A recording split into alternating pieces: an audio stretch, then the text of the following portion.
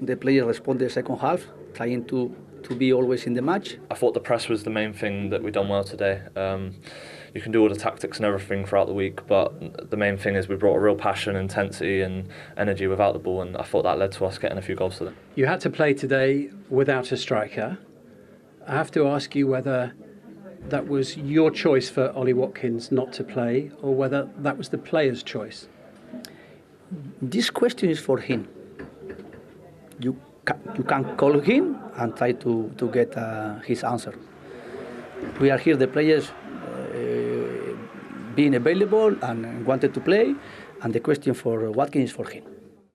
Well, we should talk about Ollie Watkins and what seems to be something of a player exodus from Villa at the moment a little bit later. But first, Brighton. A few new haircuts around today, and this was something of a hair-raising performance, wasn't it? He'd look good in the middle of us, wouldn't he? This is what you get later, and this is what you get. Fabian Hertzler's side, I think he's who we're talking about, had an XG of 3.4 today. And Henschelwood said there, didn't he, that the press was very, very impressive.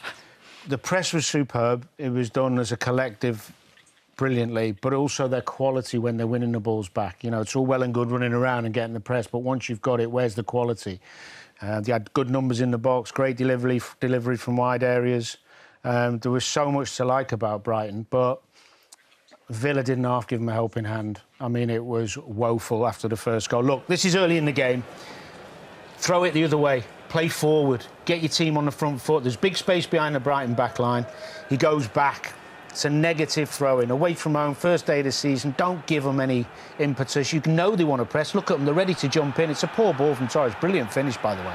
Ended up being an own goal, but it was still a great effort from De Kuyper. This is the kick-off. Nobody talking, nobody communicating. Turn them round. Get some territory. Get in their half. Ease the pressure. Goalkeeper should be making that choice. I'm sure Martinez would have done. Gomez actually does all right and wriggles out of it just about. But you could see what Brighton were trying to do. I mean, it's so obvious. They do it, yes, they do it well, but they were just creating problems for themselves. This is the high line, Villa. You can see Lindelof steps out. No communication between him and Torres. Ruter's pace, he's going to run the channels. Obviously missing Konza. He's gone to Arsenal, another one of their better players gone. And then De Kuyper, watch him run off the back of Lindelof. This is basic stuff. I don't even think he sees him. This isn't difficult. This is stuff you do day in, day out. Just stay with your runners. Communicate with each other. Make the spaces small. De Kuyper, again, who was brilliant today, delivers a great ball, but there's no pressure on the ball. 2v1 at the back post. They're all over the place. They completely capitulated after losing the first goal, and this Villa side was a very accomplished side last year. Look, here we go again. Talk about making the same mistakes over and over. Conceded the third goal. What do? Play backwards. Try and play in little triangles on the edge of their own box. Gomez loses the ball. Another good finish from Henschelwood. So, yes, Brighton superb, great start for them, but Villa woeful. They've got huge problems, losing a lot of their best players, and a day they're going to have to forget quickly and put to bed. And they're quite telling Unai Emery when asked about Ollie Watkins, obviously Joe saying talk to him, talk to his agent. Yeah. He's being linked with Al Hilal. It would appear that he's no longer wanting to play for Aston Villa. It would appear that way. You could see in the way Unai Emery carries himself, he doesn't make his feelings mixed. And it's such a difficult moment for Aston Villa after the high of last season, you know, established Champions League football regardless of the Europa League, but getting that European trophy, and it feels like they've got themselves in this mess where they've had to sell. They've had to sell for no reason. It's not the players' fault that they've got to do that. But once one goes or another goes, and then the interest starts saying, and they're the peak of their game right now. People want them. They have had to sell, but to lose 10 first-team squad players, 7 of them there, some huge names at the spine of the team. If Martinez, who didn't play today, follows them as well, he would appear to be angling for a move. You know, you've lost the majority of that side that you're talking about. That lots of quality, lots of experience, devastating for the fans, I'm sure. I mean, they will bring some players in, there's no doubt. They'll spend some of that money. Yeah. But trying to replace the players they've left with equal quality is going to be really, really difficult. And after getting themselves in such a wonderful position last season to now enjoy the European adventure this season, they're going to be struggle to balance with it makes that them squad. attractive, doesn't it, to have Champions League? That's what I mean. It does. Aston Villa's an attractive club to be at, and like I say, that team's done so well. But to have to lose some players and then be wanted, you know, they're at the top of their game. A lot of these players, it's been hard for a few of them to turn down, and it's really disappointing for Aston Villa, especially the fans. A big rebuild. Definitely. Yeah, and a big shock for Villa. So, what did you make of City? Well, I saw the goals in the first half. I was sat in the truck we had City and the Villa. Oh, that was a massive. I mean, the goals that Villa conceded were horrific. But you looked at the Villa team as it was announced, and then you looked at the Villa bench, and you were like, they've had the heart ripped out of it. You talk about who's left: Digne, Tielemans, Rodgers, Konza. Talk about the heart being ripped out of Newcastle's midfield. I mean, the experience that they've lost there. And there's this peculiar thing going on, isn't there, at the moment with PSR and sort of the foot. No one knows where the money is. It's all over the shop, isn't it? And so Villa will be sat there. Villa's fans will be sat there. They've got an outstanding manager. And the big thing that I was thinking during that match at 4-0 was they've got to keep Unai Emery. Is Unai Emery going to think is he going to think, hang on a minute, I can't be associated with this? Hopefully not, because I really want Villa to do well, and I want Unai Emery to stay there, because I love the idea of different teams breaking into the Champions League places. And watching Villa in the last couple of seasons has been a joy. I love Unai Emery and the way he works, the way his teams play. And it's great to see them from where they were, 10 years ago when they were in the Championship.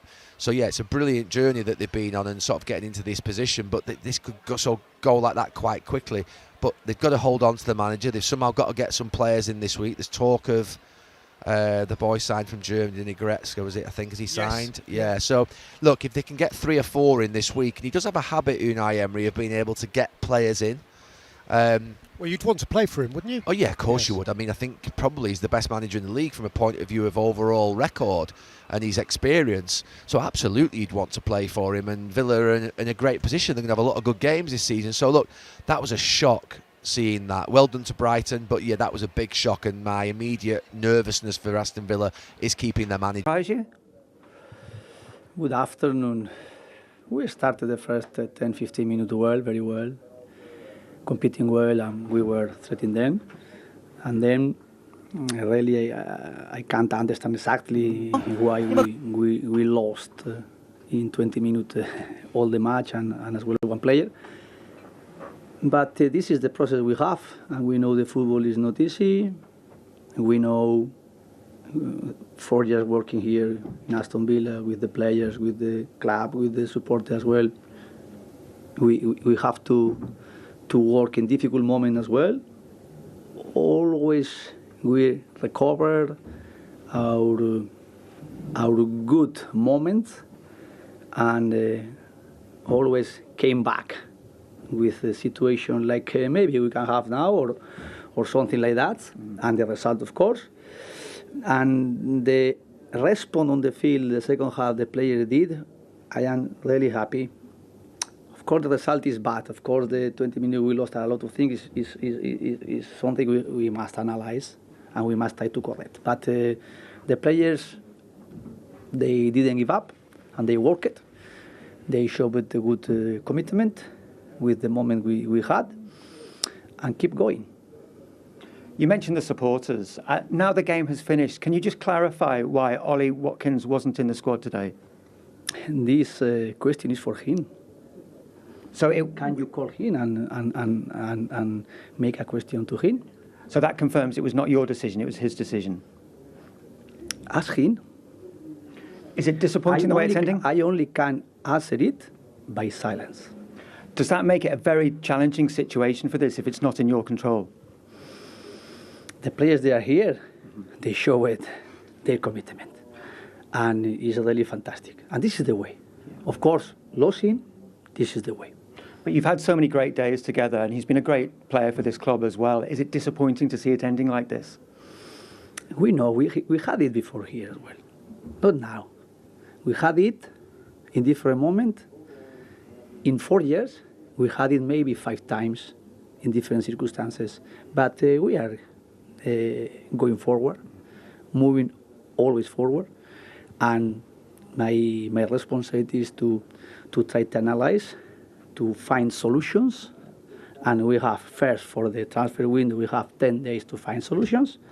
And we have then, of course, our way to find solutions with the player we have and with the work we are doing.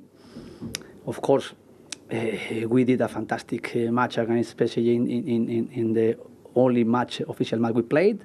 And today, the first 10-15 minutes and the second half, how we responded on the field through our commitment, through our keeping up in our focus, in our motivation, in our moment as well. I think this is the best response I can find today. And of course, then try to continue in finding solution tactically, finding solution as well with the some needs we need in the squad. But we always recovered. We always came back situations like that, and I am confident as well now. You've had these challenges before, Unai, but is it a little bit tougher than you expected? You said it has been an intelligent window, or you feel you're having an intelligent window, but is this tough now to get the squad right? We are building the team. Last year we were building the team, and 2 years ago we were building the team. Just like now, in 22, 23, 25, I don't know, August, we were building the team. And just one word on João Gomez. It was a difficult debut for him today, but will he need your encouragement now, and that's not the real him? He was telling us he's apologized, but I told him we made mistake like that you made today. We did before here with a lot of players, and my responsibility is, and always we came back those mistakes, find the solution, and working hard to play correctly in each moment. And of course, João he knows it's difficult with his red card. The first yellow card is not fair for him. Maybe one player, the captain or someone like that, was not yellow card, and for him it's easy. I think the referee could have a better balance in this decision. Thanks, Unai. I appreciate that. Thank you. That game, what happened after that really shock you? Yeah, we actually started the game very well. Probably had a chance to go ahead with Emi. We were the ones creating the chances, but you're playing at the highest level. We make a mistake, they happen. And the goals we conceded were poor. There's no getting away from that. So to go away in the Premier League, we obviously apologise to the supporters. It's not easy to travel. Costs a lot of money, takes a lot of time, and they don't want to come here and see their team lose before goals by half time. But on the flip side of that, 4-0 down at the Amex with 10 men, we really had to stand up in the second half, and the squad of players in there, we had a chance to puff our chests out, be men in the second half and fight, and we did that. So we're obviously angry and disappointed at the result. We've set high standards. There's a bit of me that's proud of how we reacted, and today could have easily got away from us and got messy. So a lot of pride in the second half performance. First 10 minutes doesn't really mean anything after you give poor goals away. So a lack of common sense after 3-0, turn them and make it more difficult. But after 5 games last season, we had 1 point, and hopefully this season can go the same way as that. It was a really difficult debut for João Gomez as well. Obviously, you'll need to have a chat with him in the dressing room as well. Is he all right, do you feel? We never punish people for getting sent off. João's a player that plays on the edge, wears his heart on his sleeve. My first reflection of it after not seeing it again was that he was kind of moving round in a natural action. If he's moved his foot towards the player, it's a red card, and it's one he's got to learn from. But in this league, you get 3-game ban for a straight red card, violent conduct. So he'll feel that punishment, and we don't need to punish him any further. Our job as teammates is to protect him, support him, and make sure the same situation doesn't happen again. So the same way, if it was me or Tyrone or any of the senior players, we'll rally around him, and he's going to be a real important player for us. It's a team in transition, a lot of changes obviously. Is it fair to say it's not quite ready yet? Yeah, like a lot of teams in the league. I think we felt those of us that were here were at slightly strange positions, but we've had a structure over the past few years that's been successful for us. The start of the game proved that we were ready for this game. And if you give goals away like that in any game in this league against any team, you'll be punished. So as much as there is a lot of change, a lot of transition, we were ready for this game and we'll be ready for next Monday. Ollie Watkins not in the squad, obviously. You've had some great days with him on the pitch. He's achieved so much here. Does it look like he's off and it's a sad way for things to end here for him? It's a difficult one. Ollie's been an amazing player. He's obviously the record goal scorer in the Premier League. But my job today as captain, and my job as captain in that second half, was to get the most out of the players that were here today. And every single player in that dressing room could be proud of the way they reacted to the 4 goals. It's not easy coming here in the circumstances. 4 goals down against 11 men. It's hard enough as it is 11v11, but I'm really proud of the players that were here today, ready to fight for the club, and that's all I can say on that. Well said, John. Thank Appreciate you. that. Cheers. So silence. He mentions commitment with the players there. That's commitment. And ask him. That's not good, is it? That doesn't sound good at all, does it? Let's be real. I mean, he seemed like he was really, really frustrated, and almost as if that move is out of his control, in a sense. But saying ask him, it points the finger towards maybe Watkins forcing a move, or... It's always hard though, isn't it? Because it's hard in these situations. You don't want to speculate and say That's what Watkins I mean. It's hard is to out of interpret. order. But this manager deserves a lot more. He deserves respect. What he's done for Aston Villa has been absolutely brilliant. All the good times he's brought to that club. And for him to be without Konza, Digne, Tielemans, Rodgers, and then Watkins today, that's not good enough. It says something internally in the club with PSR, having all this success and not being able to spend money. It's not right. It doesn't feel right. Watkins shouldn't want to be leaving Aston Villa because the club is in a really good position. 95 days since they won the Europa League final, and that spine and more. I mean, if Europe has gone, if you are a Villa fan tonight, having lost you are worried, aren't you? I'm more than worried, and it's not fair. You know, like I said, the good times and then Europa League final, win that. You think, okay, how can we kick on next season? Can we get some more players in? And for whatever reason, maybe it is PSR, maybe it's not, but to have your spine ripped out of you, it's just disheartening to see.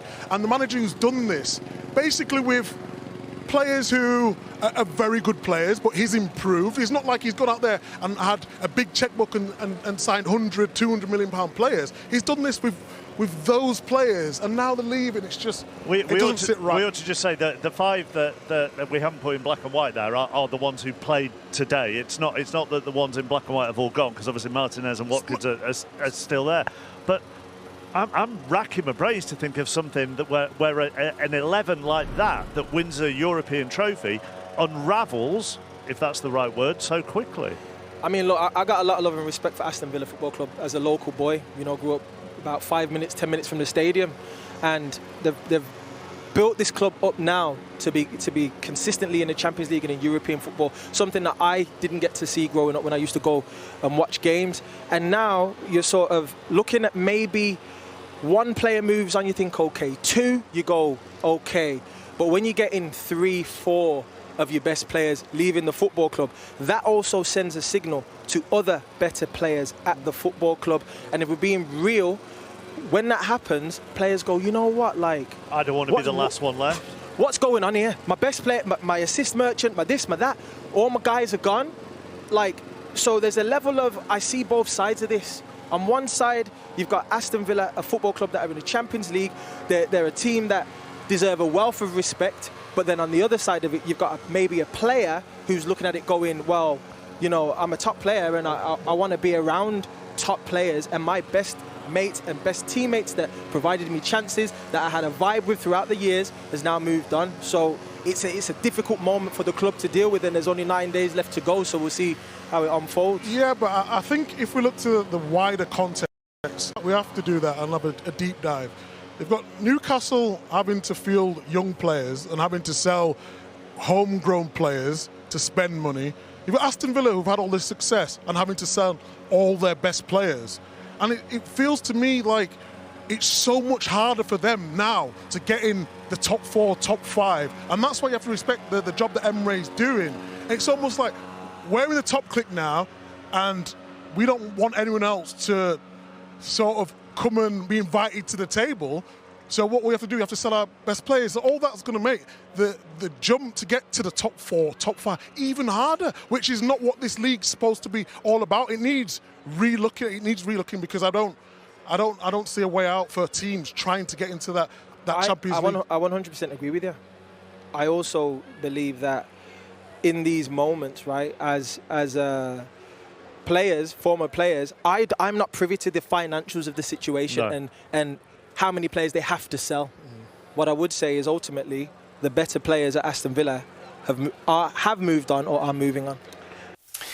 Michael, with a long list of players that he has lost this summer, having won a major trophy and guaranteed Champions League football, and we'll come to the Ollie Watkins discussion in a moment, do you feel for Unai Emery in this current situation? Oh, absolutely. I feel for Aston Villa as a club. I mean, they've overperformed for a couple of years now. I mean, Unai Emery has produced miracles to get them where they are, winning a trophy, into the Champions League again. And they've built a real nice team, a real nice squad with some top-class players. You mentioned losing lots of players. It's not just lots of players, it's all their best players. Literally, they've been stripped of anybody and everybody that's got serious ability, and they've been picked off by other teams in the Premier League in the main. So watching that as an Aston Villa fan, it must be horrifying, seeing this team that you've been so excited about for so long and seeing it grow nicely, and all of a sudden it just falls apart, tears apart in front of your eyes. I really feel for the fans more than anybody, Unai Emery as well, because I can't imagine he's wanting to lose all these great players as well. And it doesn't stop there. You know, we're hearing there about Ollie Watkins, maybe even Emi Martinez, the goalkeeper. He wasn't there today. You know, where does this end? It's a real scary prospect for Aston Villa fans. You've played there. You know what a huge club it is. You've seen, as Michael says, what Unai Emery has produced in the last couple of seasons. I mean, where's this going for Villa? Well, it's difficult sitting here tonight after a 4-0 hammering. Gomez gets sent off as well in his debut. Young Hemmings makes his debut. You look at the bench, there's a bunch of kids. We should be talking about Aston Villa back in the Champions League, the excitement of a new season. They've got 2 billionaire owners, Steve. They want to invest in the club, but every time they do so well or whatever, they have to cut their cloth with the PSR, they have to sell their best players. So Unai Emery, as Michael rightly says, has done an unbelievable job. But some of the Villa fans left after 4-0, whatever it was, 31 minutes. They were going for the exit gates. Well, how are they feeling tonight? A bit like Newcastle, they've got the wealth behind them, but they can't spend the money. How do they ever compete with the teams at the top, and even the teams in the Champions League? Is very, very frustrating. But if you look at even the team that started today for Aston Villa, they didn't start with an out-and-out striker. They had no striker to start with. Abraham was injured. Watkins says he doesn't want to play, or young boy's injured, or he's going to move on the card. So again, Unai Emery feels like he's playing with his hands tied behind his back at times, you know, picking that squad. So it's frustration, I think, all round for Aston Villa. And again, after an amazing season last year, it started off to such a poor start today. Michael, just end on Ollie Watkins, who you have mentored at times during his Aston Villa career, been at the end of the phone for him. The links with Saudi Arabia, do you understand that at his age, at his stage of career, or not, because he's leaving Champions League football, or has that got to do with the Rodgers and the Tielemans and the Konzas going? Well, I was just about to say, if I was a centre-forward, if I was Ollie Watkins and I saw Rodgers leaving, Tielemans leaving, etc., I'd be thinking, well, what chance have I got? You know, I'm not going to be the only one that sits here. If everybody else is departing, then, you know, I better jump off this train as well while it's sinking in many ways. So I do get it from his point of view, if that's where he's going with this. It's just a worrying thing for the club, because you never know. Next could be Unai Emery, and if they lose him, then they are in serious trouble. If I was the manager and seeing player after player after player go, then at some point I'm thinking, well, what can I do? I've produced miracles here. Basically what Eddie Howe's done, isn't it? Exactly what Eddie Howe's done. Exactly that. lose all your good players, and then it's like, well, they're the players that get you up in the morning to, you know, go on and get on the training pitch and coach these really top players. They lift the rest of the dressing room.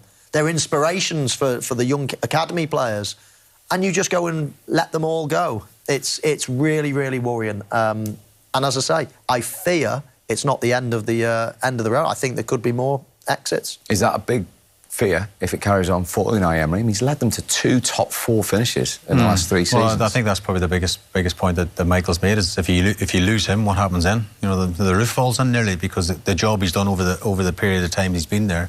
Let's not forget he took over there a bit of a relegation fight. Now from bottom. Yeah, now he's qualified for the Champions League for the second time, and again, we're going back to Watkins. You know, if he's got a financial package maybe in Saudi that's going to set him up for the rest of his life, he has to look at what's best for him and his family as well. So, you know, as a player, it's a short career, and Ollie Watkins, if that offer's on the table, you can understand him wanting to take it. But Aston Villa and the powers that be at Aston Villa must have, you know, a few rabbits up their sleeve. They have to get players in the next week, because, you know, they're going on 2 big fronts in the Premier League and the Champions League. They need support, and the last thing they want is Unai Emery to walk at this stage. Absolutely.